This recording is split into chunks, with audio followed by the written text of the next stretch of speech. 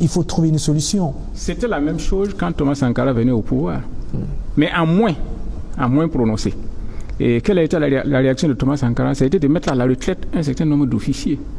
Donc il disait par exemple que les officiers pourris à bas, les officiers au ventre bredonnant à bas. Remarquez, ici vous voyez des officiers des pays occidentaux qui viennent ici. Vous avez déjà vu un officier d'un pays occidental venir ici, ventre bredonnant, trop gros, etc. Parce qu'il y a des conditions dans lesquelles un officier doit se tenir.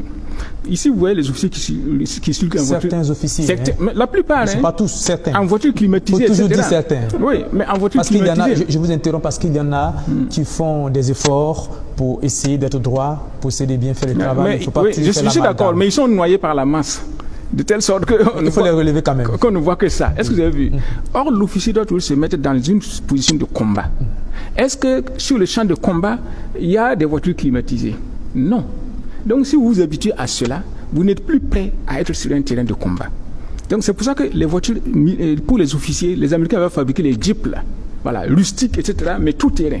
C'est ça la voiture d'un officier. C'est pas de se mettre dans des limousines, etc. Ça entraîne le hiatus. Et si vous avez remarqué, moi, de ma connaissance, beaucoup d'officiers supérieurs sont devenus plus des commerçants. Donc, c'est-à-dire des hommes d'affaires. Ils comptent leurs immeubles, les commerces qu'ils ouvrent pour leurs maîtresses, etc. Comment voulez-vous qu'un tel officier soit encore opérationnel sur le terrain?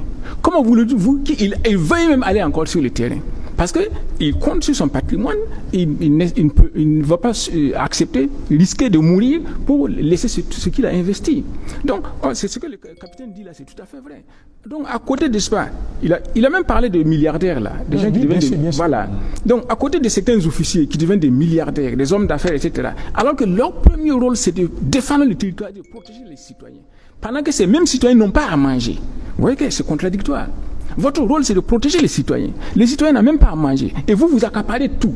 Donc, c'est un hiatus qui se pose. Donc, moi, je comprends tout à fait ce sentiment-là. Tout officier digne de cela doit se révolter par rapport à une telle situation. C'est-à-dire qu'il y a déviation de la